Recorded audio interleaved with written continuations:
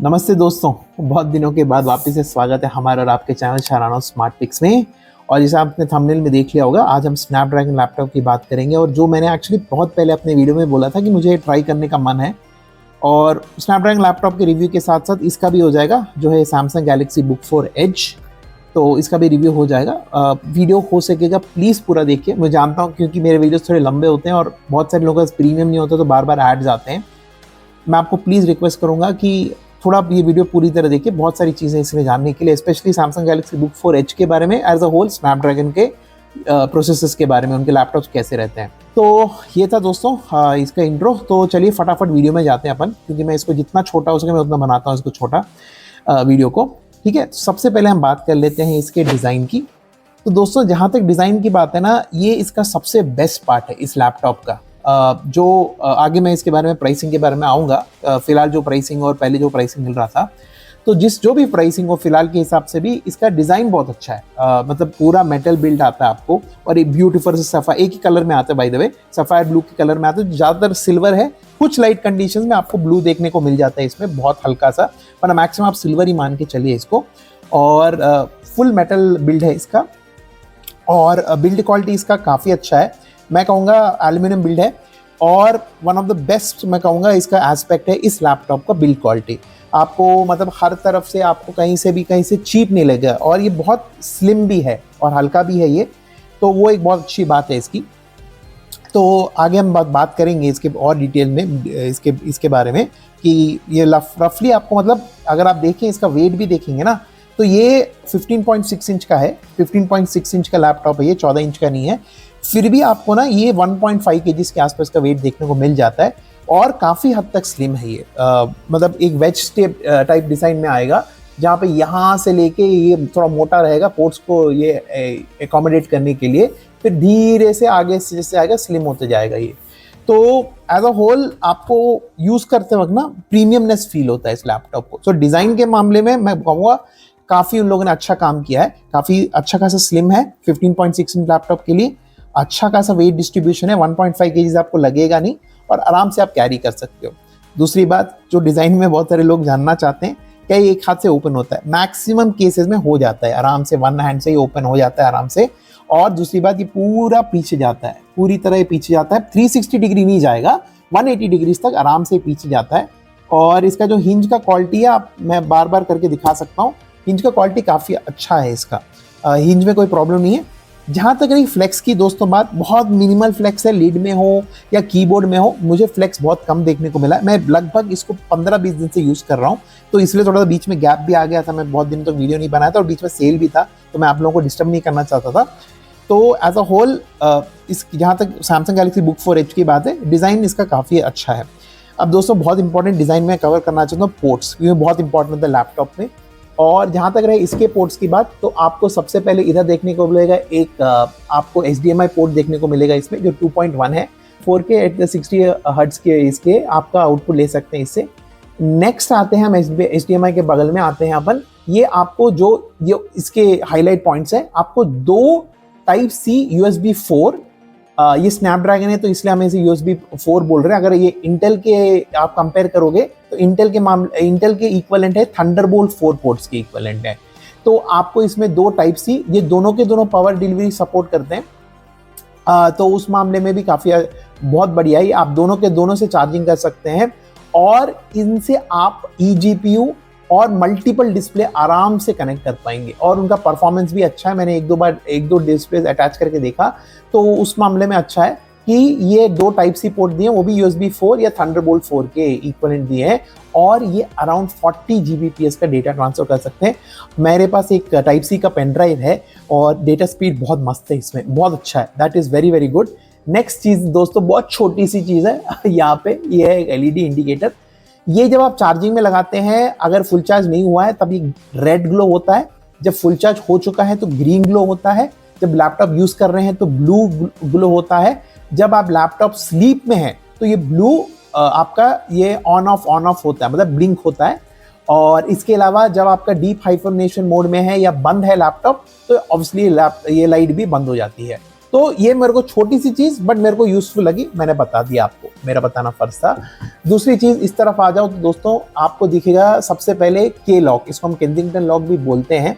Kensington lock जहां तक है दोस्तों, एक बात ध्यान रखिएगा, ये बहुत सारे लोग जनरली कंज्यूमर लेवल पे यूज नहीं करते, कंपनी में या डेमो यूनिट जो यहाँ पे लगाते हैं ना शॉप्स में, वहाँ पे यूज होता है। आपको मतलब नहीं है इससे ज़्यादा, बहुत कोई यूज़ नहीं करता इसको, जनरली ऑफिस में है या कोई बिजनेसेस में है तब यूज़ करते हैं। उसको छोड़ दीजिए। ये आता है आपका 3.5 mm कॉम्बो जैक, मतलब कॉम्बो मतलब इसमें आप आउटपुट भी आएगा इनपुट भी आएगा, मतलब माइक और वो एक साथ आराम से आप लगा सकते हैं, तो कॉम्बो जैक बोलते हैं उसको। तो माइक के लिए अलग से आता था पहले और एक इनपुट आउटपुट दो अलग से आते हैं, अब ये पूरा दोनों एक ही आता है, तो वो है 3.5 mm जैक। आप समझ गए होंगे, आराम से हेडफोन कनेक्ट कर सकते हैं।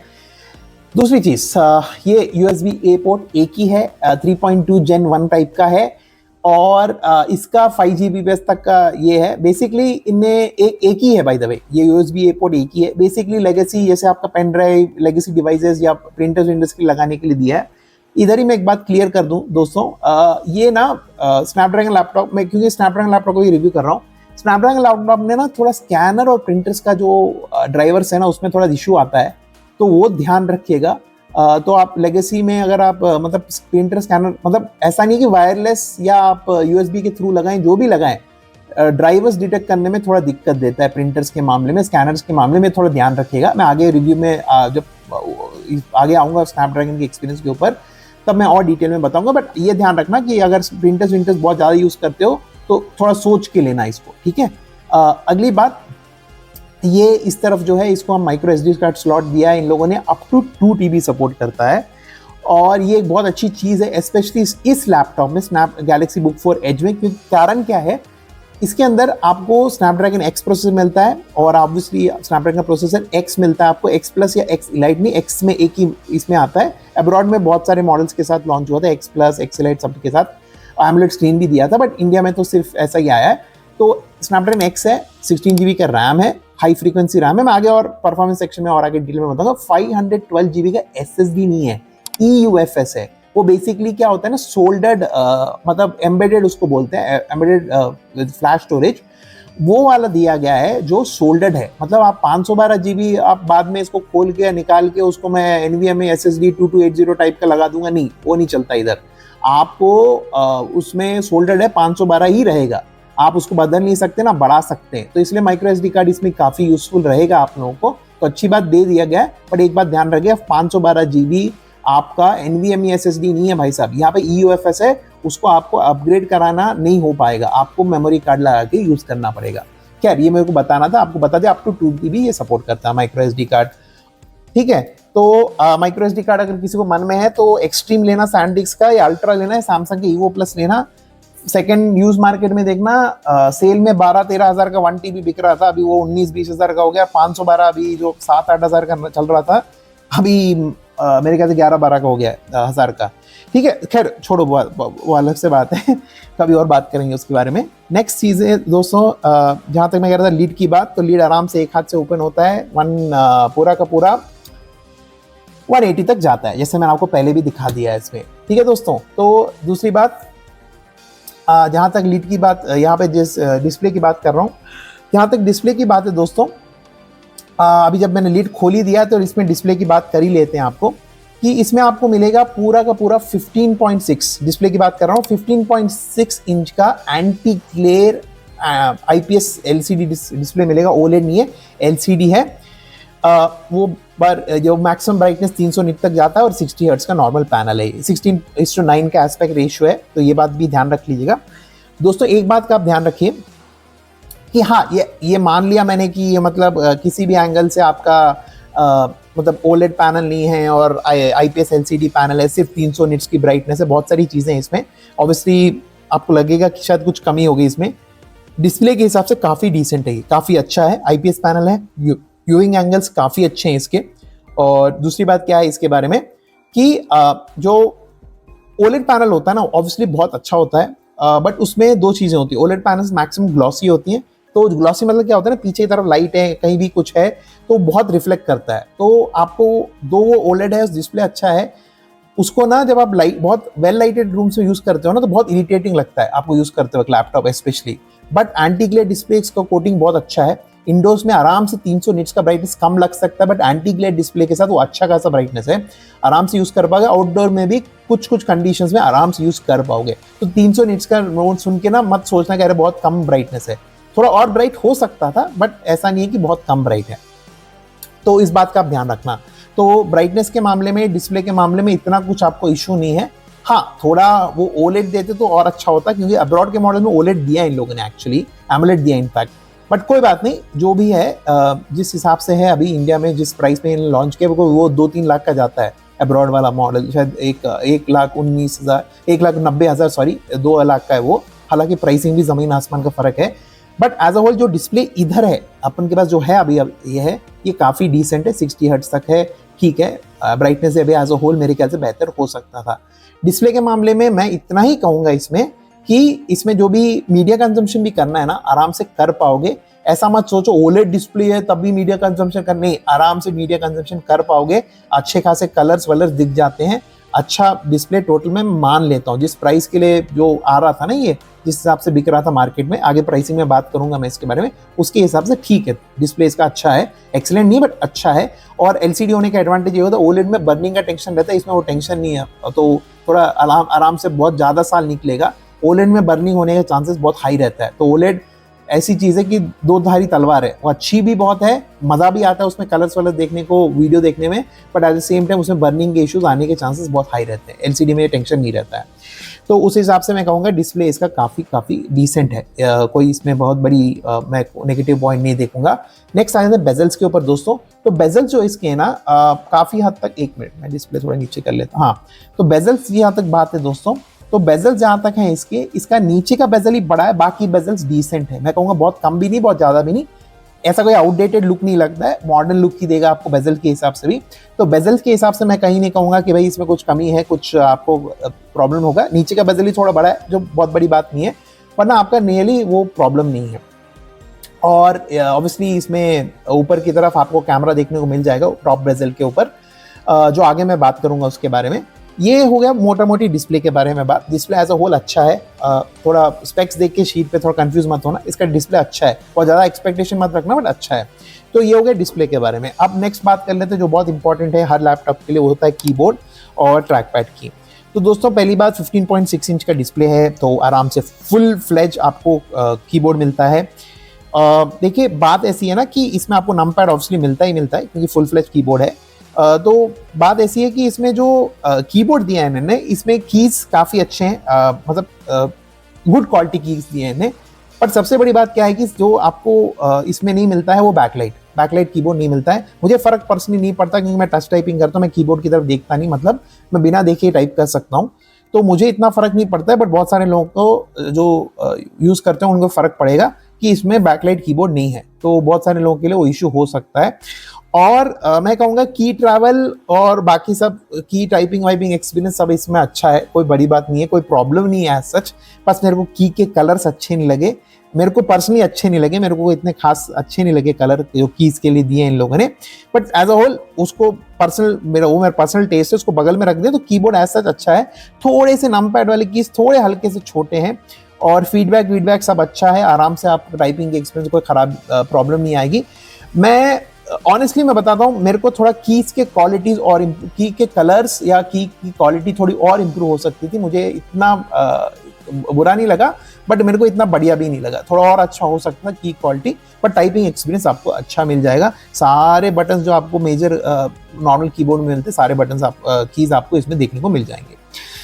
अगली बात कर लेते हैं ट्रैक पैड की। तो जहाँ तक रही ट्रैक पैड की बात ना, तो ध्यान रखना इसमें बहुत बढ़िया सा बड़ा ट्रैक पैड मिलता है, पर प्लास्टिक का है, और ये क्लिक है, हैप्टिक वैप्टिक कुछ नहीं है, क्लिकेबल प्लास्टिक का कीपैड मिलता है, पर बहुत अच्छा है, सारे जेस्चर सपोर्ट करता है, मस्त स्मूथ मक्खन की तरह चलता है, तो उसमें कोई इशू नहीं है। प्लास्टिक का है मान लिया मैंने, बट ग्लास का नहीं है। बट एज अ होल इतना खराब एक्सपीरियंस नहीं देगा आपको। ट्रैक पैड इसका इनफैक्ट कीबोर्ड से भी अच्छा है मेरे पर्सनल एक्सपीरियंस में, बहुत बड़ा सा बढ़िया सा दिया है। और एक और चीज़ के कि आर्म रेस्ट अच्छा दिया है इसमें, क्योंकि इन लोगों ने अच्छा खासा स्पेस दिया, आराम से हाथ रख के आप आराम से टाइप कर सकते हो। तो उस मामले में भी काफ़ी इसमें मेरे को एक्सपीरियंस अच्छा लगा इसके मामले में। और दूसरी बात इसमें क्या होता है कि यहाँ पे ना ये AI PC है ना, तो इधर आपको को पायलट का बटन दिख जाएगा, जैसे आप दबाओगे तो को पायलट ओपन हो जाता है इसमें, ये वो इनका माइक्रोसॉफ्ट का को पायलट, तो वो एक अच्छी बात है। और यहाँ पे आप देख रहे हो ना पावर बटन के ऊपर फिंगरप्रिंट सेंसर दिया, इसमें फेस अनलॉक नहीं आता है, इसमें कोई इनका विंडोज हेलो वाला IR सेंसर नहीं लगा है, वरना ऊपर वाले बेजल को और मोटा करना पड़ता है इनको, तो वो नहीं आता है। बट यहाँ पे फिंगरप्रिंट आता है, फिंगरप्रिंट से आराम से अनलॉक लॉक बढ़िया होता है, कोई लैग वैग कुछ नहीं है, मस्त होता है। तो ये सब मामले में एज अ होल ये था कीबोर्ड और ट्रैक पैड के बारे में, जो मुझे काफी सेटिस्फैक्टरी लगा। कीबोर्ड थोड़ा और बेहतर हो सकता था, और जिस प्राइस में बिक रहा है उस प्राइस में मेरे ख्याल से बैकलाइटिंग आनी चाहिए थी। तो ये हो गई बात कीबोर्ड की। और अब हम आ जाते हैं नेक्स्ट इसके एस्पेक्ट की, जो स्पीकर्स की। इसमें डाउन फायरिंग स्पीकर्स आते हैं, टोटल 3 वॉट है, मतलब दो ड्यूल स्पीकर, एक 1.5 वॉट, एक 1.5 वॉट इस तरफ। स्पीकर क्वालिटी अच्छी है, डॉल्बी एटमॉस के साथ आती है, स्पेशल ऑडियो और वो सब भी है। मेरे ख्याल से ठीक है, मतलब बहुत सुपर लाउड नहीं है बट सुपर डल भी नहीं है, ठीक ठीक स्पीकर्स दिए इन लोगों ने। मेरे ख्याल से ट्यूनिंग व्यूनिंग अच्छी है, डॉल्बी एटमॉस ऑन करते तो मजा आ जाता है।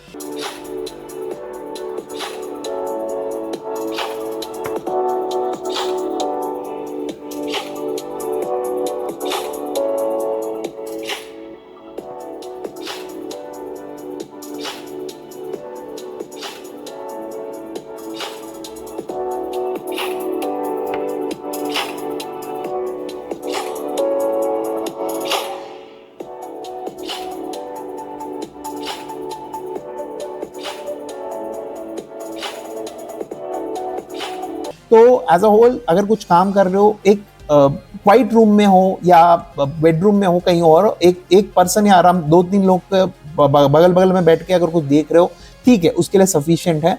1.5 वॉट 1.5 वॉट डाउन फायरिंग है, अच्छा खासा साउंड है। बट मैं फिर भी चाहता था कि एटलीस्ट इनको, बिकॉज इनके अब्रॉड वाला वर्जन जो है ना, जो बुक 4H का, फिर मैं कहूँगा वो प्राइस ज़्यादा है मानता हूँ, पर उसमें 4 स्पीकर दिए थे, बट एटलीस्ट इन लोगों को इधर 2 वॉट के 2 स्पीकर दे देते तो और अच्छा होता। खैर कोई बात नहीं, 1.5 वॉट 1.5 वॉट का दिया, डॉल्बी एटमॉस है और स्पेशल ऑडियो सब है, ठीक है, उसके हिसाब से स्पीकर एज अ होल ठीक है। और मैं कहूँगा एज अ होल स्पीकर इसका डिसेंट है, इसमें कोई इशू नहीं है। नेक्स्ट बात कर लेते हैं ऑडियो की। तो दोस्तों ऑडियो पे जब आता हूँ तो मैं इसमें कहूँगा कि ड्यूल अरे माइक्स हैं, इसमें ड्यूल अरे के माइक्स हैं और बहुत बढ़िया काम करते हैं। आप जो नॉर्मल लैपटॉप्स हैं उसके मामले में मैं कहूँगा वो ये थोड़े बेहतर हैं। मैं आपको ऑब्वियसली सैम्पल्स हर चीज़ का आपको आगे मिल जाएगा। तो आपको जो भी माइक क्वालिटी है इसकी काफ़ी अच्छी है, मैं कहूँगा काफ़ी अच्छी है। It's very nice, it's very good. Mic quality तो काफ़ी अच्छी ज़रूर है, उसमें कोई शिकायत नहीं होनी चाहिए आपको। नेक्स्ट चीज़ फ्रंट कैमरा पे आ जाते हैं। इसका फ्रंट कैमरा आपको मिल जाएगा, ऑब्वियसली एक 2 मेगापिक्सल का कैमरा है, और आपको उसमें मिलता है जो रिकॉर्डिंग होगी आपकी फुल HD @30 FPS सुबह होगी, जो ठीक है, मतलब एज अ होल कैमरा अच्छा है। इसमें विंडोज़ की AI स्टूडियो एफेक्ट्स सपोर्ट करती है, मतलब बैकग्राउंड ब्लर करना, या आपका हो गया जैसे फॉर एग्जांपल आपको आई कांटेक्ट, मतलब आपकी आंखें कहीं और देख रही है फिर भी आई कांटेक्ट, मतलब ऐसे AI के द्वारा ऐसा लगेगा कि आप लेंस की तरफ ही देख रहे हो, तो वो सब कर देता है, तो वो सब आराम से करता है। तो हाँ, एक और बात दोस्तों, इसमें सैमसंग का है, तो सैमसंग की इकोसिस्टम या इसकी AI फीचर्स के बारे में अगर अलग से वीडियो चाहिए ना, मेरे को ज़रूर बताना नीचे कमेंट में, मैं आपको डिटेल वीडियो, जैसे मैंने वो स्टाइलस विद पेन के लिए दिया ना लेनोवो लीजन का, मैं अच्छे से बना के दे दूंगा, कोई दिक्कत नहीं है। इसमें काफ़ी इंटरेस्टिंग फीचर्स हैं वैसे। खैर, तो अभी वापस इस पे आ जाते हैं। तो मैं क्या कह रहा था, कैमरा इसका है, तो as a whole camera quality भी बहुत अच्छा है, 1080p का कैमरा मस्त काम करता है, तो मीटिंग कुछ भी करना है मस्त आप आराम से कर सकते हो, तो दैट वे उसमें कोई शिकायत नहीं है। तो स्पीकर्स ठीक है इसके, बट माइक और कैमरा के डिपार्टमेंट में I am quite satisfied, at par with जिस प्राइस पे आता है उसमें अच्छे फीचर ही दिए इन लोगों ने। तो नमस्ते दोस्तों, ये आपको दिख रहा होगा फ्रंट कैमरा का सैंपल, जो 2 मेगापिक्सल का 1080p 30 फ्रेम पर सेकेंड पे रिकॉर्ड करता है, और इसमें विंडोज स्टूडियो का इफेक्ट मिल जाता है, मतलब बैकग्राउंड ब्लर और आई कांटेक्ट और वो सब। अगर आपको उसके ऊपर डेडिकेटेड वीडियो चाहिए ना, सारे AI फीचर्स और वीडियो कैमरा के, मतलब जो कैमरा के फीचर्स हैं इस लैपटॉप या स्नैपड्रैगन लैपटॉप के ऊपर जो भी मिलते हैं, कमेंट कर दीजिएगा, बना दूंगा मैं। तो आपको जो अभी माइक की क्वालिटी है उसका भी अंदाज़ा लग जाएगा, अच्छा खासा है, कैमरा भी ठीक है और क्वालिटी भी माइक की अच्छी है, ड्यूल एरो ऑडियो आता है, तो आपको मतलब अच्छा आइडिया लग गया। वो पीछे लाइट है, लाइट कंट्रोल कैसा करता है आपको आइडिया अच्छा खासा लग रहा होगा। एज अ होल मैं सेटिस्फाइड हूँ, और ये ड्यूल एरो ऑडियो भी काफ़ी अच्छा है, मतलब बहुत बढ़िया सा मतलब ऑडियो पिक करता है, तो उम्मीद करता हूँ आपको अच्छा लग रहा होगा।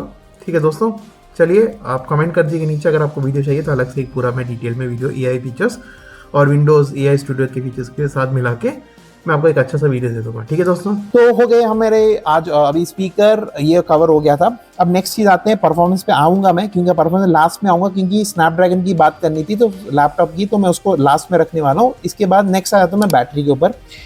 तो दोस्तों देखिए बैटरी का जहाँ तक बात है, इसमें 61.2 वाट आवर है, बस उससे कुछ मतलब नहीं है, बट मैं बता दिया मैंने। 61.2 वाट आवर का बैटरी है इसमें, और 28 आवर्स का वीडियो प्लेबैक ये कंपनी क्लेम करती है। और इसमें 65 वाट का एडाप्टर विद केबल सैमसंग का मिल जाता है, तो अच्छी बात है, डब्बे में मिलता है वो। तो दोस्तों ये तो हो गई कंपनी क्या क्या कहती है क्या है, मैं आपको पर्सनल यूज़ का बताता हूँ। देखिए सबसे पहली बात, 28 आवर्स तो मेरे को देखने को मिला नहीं, पर बैटरी इसका मैं बोलूँगा सेकेंड सबसे अच्छी चीज़ है। जो लोग कहते हैं ना कि 2 दिन का बैटरी बैकअप, 1.5 दिन का बैटरी बैकअप, देखिए वो तो नहीं मिल रहा, मुझे तो नहीं मिला, अब पता नहीं बाकी लोगों को मिल रहा होगा। 1 दिन का जरूर मिलता है, क्योंकि 1 दिन के इन द सेंस मैं समझा भी दूंगा क्या होता है। देखिए दोस्तों, मैं सुबह 10 बजे अपना काम शुरू करता हूँ ऑफिस में, और मैं एक्सेल यूज़ करता हूँ, ब्राउजर बहुत यूज़ करता हूँ, और मैं ऑन ऑफ यूज़ करता हूँ। मतलब मान लो मैं 2-3 घंटा यूज़ करूँगा, फिर थोड़ा गैप दूंगा, तो उस हिसाब से। और दूसरी बात, मैं अपना स्क्रीन फुल ब्राइटनेस पे रखता हूँ, और इसको मैंने क्वाइट में रखा है। क्वाइट में मतलब इसमें ना मोड्स होते हैं, इसमें क्वाइट है, हाई परफॉर्मेंस है, वो सब है, बैलेंस्ड है, हाई परफॉर्मेंस है, वो है। इस क्वाइट वाला मतलब सबसे लोएस्ट वाला है, तो उसमें रखा है। मतलब मान लो एक तरीके से कि प्रोसेसर अपनी फुल कैपेसिटी पे नहीं ये कर रहा, परफॉर्म नहीं कर रहा, मैंने ऐसा रखा है। इससे क्या हो, बैटरी पे ज़्यादा स्ट्रेन नहीं होता है, तो मैंने ऐसा क्वाइट मोड में रखा है, तो सबसे लोएस्ट परफॉर्मेंस मोड पे रखा है उसको। उसके बाद ना मेरे को लगभग फुल ब्राइटनेस के साथ 7+ आवर्स का बैटरी बैकअप देता है। दोस्तों एक और चीज़ मैं थोड़ा सा ऐड करना चाहूँगा इसमें, सैमसंग से रिलेटेड है, स्नैपड्रैगन से रिलेटेड नहीं है। सैमसंग के कुछ भी लो ना, आप सैमसंग के फ़ोन्स लो या लैपटॉप्स लो, मेरा आपसे हम्बल रिक्वेस्ट है, उसको ना एक 7 दिन छोड़ दिया करो। जब जैसे ही लेते हो ना, तब उसका बैटरी मत मेजर किया करो। मैं ये वीडियो 2-3 दिन के बाद भी बना सकता था, बट इसलिए नहीं बनाया था मैंने, क्योंकि मेरे को उसको फुल्ली यूज करना था, पहली बात। दूसरी बात क्या थी कि सैमसंग का कोई भी आपको अगर बैटरी का अगर आपको ये देना है ना वर्डिक्ट, तो आपको थोड़ा रुकना पड़ता है, क्योंकि सैमसंग में एडाप्टिव ये होता है। एक और चीज मैं ऐड करना चाहूंगा, जो आप लोग भी जरूर करना।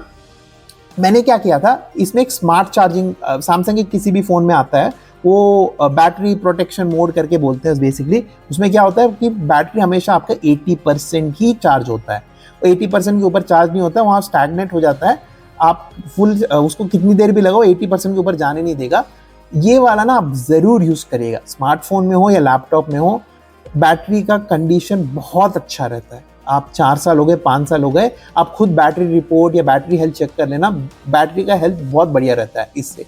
तो मैं 80% बैटरी को रखकर लगभग 7+ आवर्स मिल रहा था। खैर आ जाऊँ सैमसंग के ऊपर, तो सैमसंग में क्या है कि आपको 7 दिन का टाइम देना है। उसके बाद ना जैसा आपका यूसेज है ना, उसके आपको पहले 2-3 दिन शायद 3 घंटा 4 घंटे का बैटरी बैकअप मिलेगा सैमसंग में, मान लीजिए फोन हो या एग्जाम्पल बता रहा हूँ। बाद में ना वो धीरे इंप्रूव करते जाता है। तो एडाप्टिव बैटरी वाली फीचर हमेशा सैमसंग के लैपटॉप में और फोन में रहती है, तो इसलिए आप 7 दिन का टाइम दे दो, उसके बाद आपको उसका रियल बैटरी लाइफ समझ में आना पड़ेगा, शुरू हो जाएगा। तो खैर अगर आप लोग इसको मेरी तरह फुल ब्राइटनेस में ना के 50% या 40% ब्राइटनेस रख के यूज़ करोगे, तो आराम से 7 घंटे के तो ऊपर ही मिलेगा। मैं जब भी 10 बजे से शुरू करता हूँ और मान लो 5:30-6 बजे ख़त्म करता हूँ, फिर भी मुझे 35 to 45% बैटरी बच जाता है इसमें। अभी तक मैंने इसको चार्ज की नहीं है दोस्तों, सुबह 9 बजे निकाला था मैंने इसे बैटरी से, और अभी भी इसमें लगभग 20 के आसपास, मतलब 20-25 के आसपास इसमें बैटरी बैकअप अभी भी है।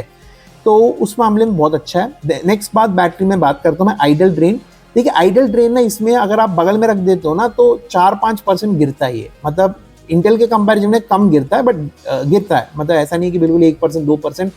मैंने वीडियोस देखे थे, बट मेरे को तो ऐसा नहीं मिला, मुझे तो 3-4% का ड्रॉप दिखा इसमें।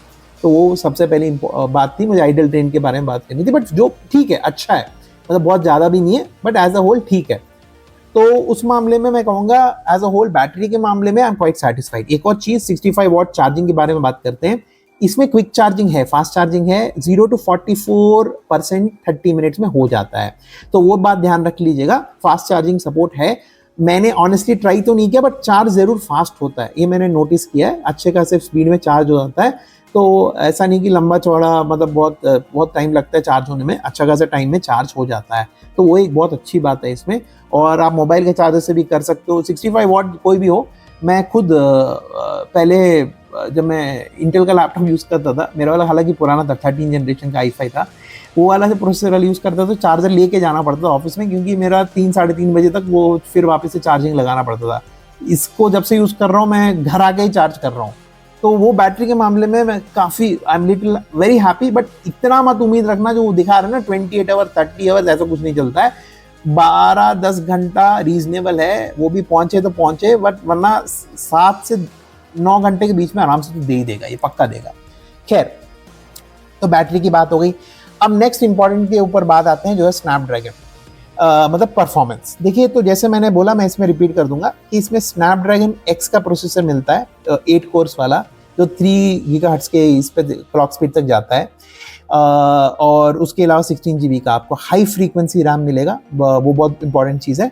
और दूसरी बात, आपको इसमें मिल जाता है 512 का GB का soldered EUFS embedded flash storage मिलता है आपको। ये eMMC से कंफ्यूज मत करना, eMMC से ऊपर है और SSD से नीचे है। ये जो 512 का मिल रहा है ना आपको इस पर्टिकुलर मॉडल में, इसमें तो इसमें आप 512 GB को अपग्रेड नहीं कर पाओगे, ये बात ध्यान रख के लेना। वो भी सोल्डेड है, रैम भी सोल्डेड है, तो ये बात ध्यान रख के लेना। इसमें माइक्रो SD कार्ड स्लॉट है, तो वो अच्छी बात है, तो उससे थोड़ा आपको हेल्प हो जाएगी।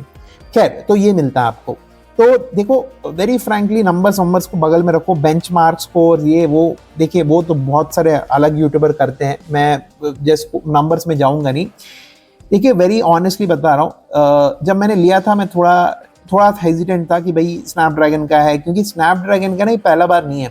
सैमसंग गैलेक्सी बुक गो, पता नहीं कितने लोगों को याद है, स्नैपड्रैगन 7C Gen 2 के साथ, जो स्नैपड्रैगन प्रोसेसर था उसके साथ लगभग 3-4 साल पहले आया था वो लैपटॉप। 38-35,000 का बिका था वो मार्केट में। उसको मत ले लेना, वो अभी भी मार्केट में मिलता है सेकंड्स में, कहीं 20-21 का दिखता है, वो बहुत महंगा है उस हिसाब से, क्योंकि उसमें सिर्फ 4 GB रैम थी और 128 GB की थी, 14 इंच की फुल HD स्क्रीन थी वो, जहाँ तक मुझे स्पेक्स याद है, बट मैं वेरी श्योर हूँ 4 GB की रैम थी, तो वो मत ले लेना। 4 GB के रैम के साथ स्नैपड्रैगन या स्नैपड्रैगन छोड़ो, विंडोज 11 बिल्कुल बहुत बेकार चलता है। तो विंडोज 10 भी चल जाएगा, बट विंडोज 11 बहुत मुश्किल है चलाना 4 GB रैम के साथ, वो खरीद मत लेना। दो it was a good laptop at that time, but Windows 10 के साथ, बट खैर वो बात अलग है। तो तब प्रॉब्लम क्या थी ना, विंडोज 11 का आर्म के ऊपर, जो स्नैपड्रैगन के प्रोसेसर, जो आर्म प्रोसेसर है, उनके ऊपर सपोर्ट बहुत खराब था तब। तो तब भी ये लोग सक्सेसफुल नहीं होते, क्योंकि ऑलवेज ऑन डिवाइसेस करके इनने बनाए थे। ये इवन 865 के ऊपर जो स्नैपड्रैगन के 865 प्रोसेसर है ना मोबाइल में डलता है, उसके साथ भी, इसलिए आपके वो Xiaomi Pad 5 है ना, उसके ऊपर भी ये विंडोज 11 आप इंस्टॉल कर सकते हो। उसके तरीके ऑनलाइन, क्योंकि ये लोग ने AOD ऑलवेज ऑन डिवाइस का एक कॉन्सेप्ट लेके आए थे बहुत पहले, तब भी इतना हिट नहीं चला था, क्योंकि परफॉर्मेंस बहुत पुअर था स्नैपड्रैगन के ऊपर या आर्म प्रोसेसर के ऊपर विंडोज का।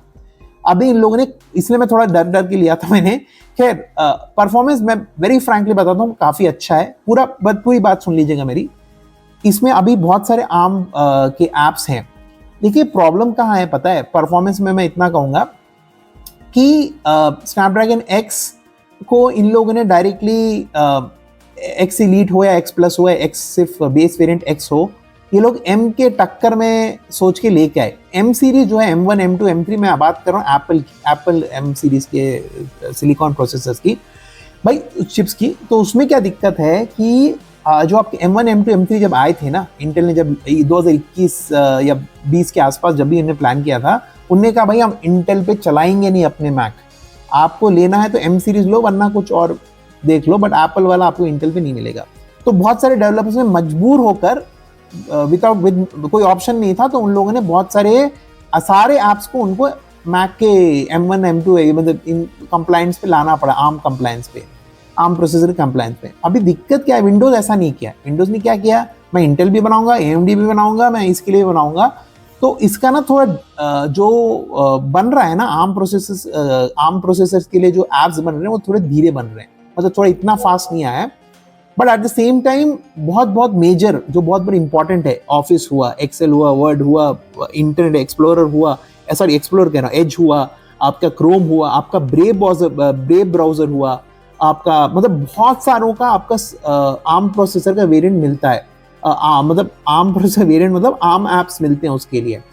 तो उस हिसाब से ठीक है। गेमिंग करना है मैं बिल्कुल रेकमेंड नहीं करूंगा, क्योंकि इसमें जो जो आर्म के लिए कंप्लाइंट नहीं है ना, उसमें यूज करता है एमुलेशन, और जैसी एमुलेशन आता है ना इसके अंदर, ये स्ट्रगल करता है, मैंने देखा है। एमुलेशन जो भी आप कर रहे हो ना, बेसिक एप्स एमुलेट कर रहे हो, मतलब कुछ नॉर्मल एप्स आप एमुलेट कर रहे हो तो ठीक है, बट अगर आप गेम में एमुलेट करोगे ना, आपका एक्सपीरियंस काफी खराब रहेगा। प्रोसेसर केपेबल है कि नहीं केपेबल है, एड्रीनो का ग्राफिक्स है, जीपीयू है, वो अलग बात है। इसमें एनपीयू का भी इनने डाला है बीच में कि 45 टॉप्स माने ट्रिलियन ऑपरेशंस पर सेकंड, 45 टॉप्स का एनपीयू मिल जाता है, न्यूरल प्रोसेसिंग यूनिट। वो अच्छी बात है, इस लैपटॉप में मिलता है, सारे स्नैपड्रैगन के इनने एडवर्टाइज किया था, वो अच्छी चीज है, क्योंकि वो मैं मानता हूँ एआई में काफी मदद करता है, अच्छा है। बट वेरी फ्रैंकली बताता हूँ, वो एक जुमला है, क्योंकि क्या होता है बताता हूँ मैं आपको। आपका जो जीपीयू वाले प्रोसेसर्स है ना, जो भी आपके जो जीपीयूज के साथ आते हैं, जो भी आपके लैपटॉप्स, वो भी एनपीयू का काम कर देंगे। ऐसा नहीं कि एनपीयू है तभी एआई का काम होगा, नहीं। एनपीयू है तो अच्छी बात है, बट ऐसा नहीं है कि जिसमें एनपीयू नहीं है, जिसमें सिर्फ जीपीयूज हैं, आरटीएक्स का 30 50 40, ये वाले भी आपके कर देंगे एनपीयू वाले काम। तो ऐसा नहीं है कि जिसमें एनपीयू स्पेसिफिकली नहीं है तो उसमें एआई का काम नहीं होगा, वो एआई के लिए काम नहीं है लैपटॉप। नहीं नहीं नहीं, वो बिल्कुल नहीं है। तो ऐसा कुछ नहीं है। और आपके जो मैक्सिमम एप्स है ना, मतलब चैट जीपीटी हुआ, जेमिनी हुआ, को पायलट हुआ, वो लोकली आपके इसमें नहीं चल रहा है। वो आपका क्या कर रहा है, आपके क्लाउड से प्रोसेस होके आपका आउटपुट आ रहा है। तो ऐसा आप तो उसमें अगर सेलरॉन का प्रोसेसर भी खोल के उसमें भी चैट जीपीटी और जेमिनी वेमिनी ब्राउजर पे चलाओगे ना, वो भी चल जाएगा। तो ये गलतफहमी मत रखना। तो थोड़ा सा क्लैरिटी रखना कि भाई इसको एनपीयू लूंगा तो हाँ, लोकली ओलामा वोलामा डाल के कुछ चलाना है तो वो चल जाता है, थोड़ा बेटर चलेगा नॉर्मल पीसी से। बट ऐसा है कि जिसमें जितना अच्छा जीपीयू रहेगा, वो इससे 45 टॉप्स क्या, वो उससे 100 टॉप्स के ऊपर भी दे देगा, जिसमें जीपीयू बहुत स्ट्रांग है। तो खैर वो बात है, अलग है। तो मैं कह रहा था कि एज अ होल प्रॉब्लम क्या है कि गेमिंग के लिए काम नहीं आएगा ये, ठीक है। गेमिंग के लिए बिल्कुल मत लेना। इसमें अच्छी चीजें क्या है मैं बता देता हूँ पहले। एक तो बहुत अच्छी चीज जो इसमें है, ये बहुत बहुत ठंडा रहता है, मतलब बिल्कुल गर्म होते में, सिर्फ चार्जिंग होते वक्त थोड़ा हल्का फुल्का गर्म हुआ, यूज करते वक्त तो बिल्कुल गर्म नहीं होता। इस पे मैंने कास्टिंग की, मैं पहले इंटेल के मतलब कास्टिंग जो फोन पे करते हैं ना अपन, फोन से टीवी पे कास्ट करना कोई मूवी वीडियो कुछ, तो वो फोन पे फिर भी अच्छी चल जाती है। बट जब भी मैंने इंटेल प्रोसेसर किया ना, इंटेल प्रोसेसर थोड़ी देर के बाद गर्म होता था और फिर वो फ्रेम ड्रॉप्स देखने को मिलते थे, आपको इश्यूज देखने को मिलते थे कास्टिंग कर तक। मैंने लगभग 1.5 घंटे 1 आवर 41 मिनट्स का मूवी था, उसको इससे कास्ट किया, मस्त कास्ट हुआ, कोई इशू नहीं था। लगभग 25 से 20% का बैटरी ड्रॉप हुआ, बट बिल्कुल गर्म नहीं हुआ ये। तो मुझे तो उस मामले में अच्छा लगा। और मैंने इसमें मॉडरेट टू हैवी टास्क भी किया है, हल्का सा गर्म होता होगा, हल्का गर्म भी नहीं, वार्म होता है अगर बहुत ज़्यादा हैवी टास्क करते हो बहुत लंबे देर तक, वरना नॉर्मली वो भी नहीं होता है। और बहुत साइलेंट चलता है, इसमें फैन बार बार ज़ करके शुरू नहीं हो जाता, तो वो बहुत अच्छा है। तो उस मामले में कहूँगा यस, वो अच्छा है, बैटरी बैकअप अच्छा है, साइलेंट है, क्वाइट है, और गर्म नहीं होता। तो इस मामलों में मैं कहूँगा अच्छा है। तो एज अ होल परफॉर्मेंस में कहूँगा, एमुलेशन पे अगर परफॉर्मेंस की बात करूँ तो बैटरी भादर गिरता है। अगर नॉन आर्म का कोई, अगर इंटेल का कोई एमुलेशन के द्वारा आप नॉन आर्म x86 का कोई भी ऐप चलाओगे और वो हैवी वाला चल रहा है, तो इसमें बैटरी बहुत ज़्यादा जल्दी गिरता है। जैसे मैं कह रहा था 7 घंटा में, तो वो तो आर्म ऐप्स के बात में जो मैं बेसिक यूज़ करता हूँ। दूसरी बात, कोडर्स के लिए है नहीं। कोडिंग अगर आप करते हो, मतलब आप स्टूडेंट हो, बात अलग है, क्योंकि ऑनलाइन बहुत सारे कंपाइलर्स आ गए हैं आजकल।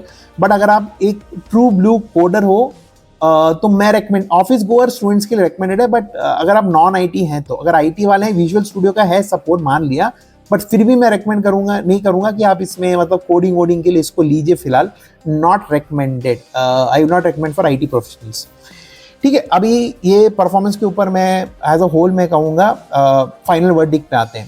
देखो फाइनल वर्डिक्ट में मैं इतना कहूँगा आपसे कि देखो भाई, प्रॉब्लम क्या है ना प्रोसेसर की है, बेसिकली अभी कहाँ पे फंसा है मामला कि प्राइसिंग पे है। क्योंकि अभी क्या था, ये 65-64 का मार्क अभी ऑनलाइन घूम रहा है, ठीक है।